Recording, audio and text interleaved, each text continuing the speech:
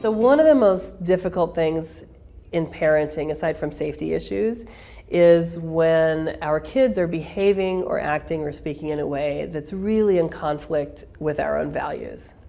It really offends our sensibilities.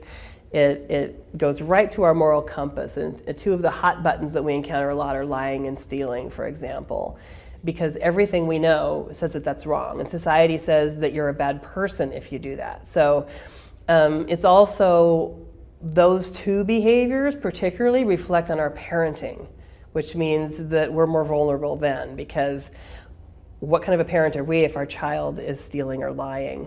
And so it really goes back to what we're talking about looking at what's the need beneath the behavior, because lying isn't about lying and stealing isn't about stealing. And you're like, yes, it is. No, it's actually not. For lots and lots of our parents, where they're struggling with the lying, they're not looking at this core view of myself as the child who's experienced loss and trauma, of feeling undeserving, feeling if I tell you the truth, you might not keep me. Most of us don't wrestle with that as we're growing up and developing our moral compass, right? Maybe I had to lie to survive, to keep from getting hurt. Maybe I had to lie in order to get food, or to get food for my younger brother, right? Maybe I had to lie for all kinds of reasons, and it's an adaptive behavior that helped me to survive, right?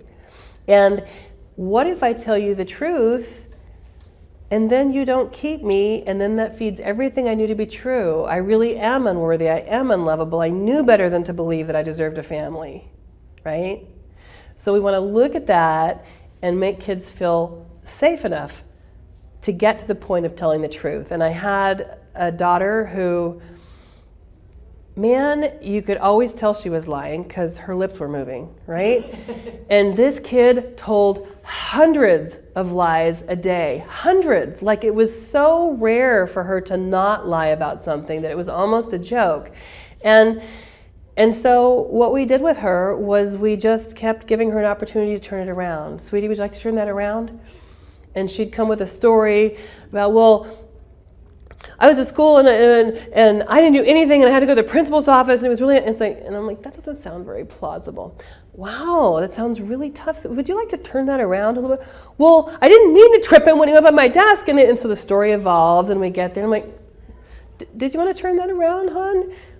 Well, I wanted his pencil when I took it and blah, blah, blah. And so we get to the whole thing. So the key part then, when we get to what is potentially closer to the truth, is to say, thank you so much for telling me the truth, because in our family, we really value honesty. And come here, I am so proud of you for telling me the truth, because I know that was hard, right? And so we're going to go right in there, and we're going to build on the fact she told the truth. And the pitfall for a lot of parents is they say, why didn't you tell me that 45 minutes ago? We'd already be at the park if you had told me the truth the first time. Why did you feel like you had to lie 13 times before you got... Okay, so that's where we don't want to go. We want to look at how can we get them to change some of those things, to feel valued enough to be able to tell the truth and know that it's still going to work out okay. With stealing, which creates all kinds of problems for all kinds of people, that same child actually was quite adept at stealing.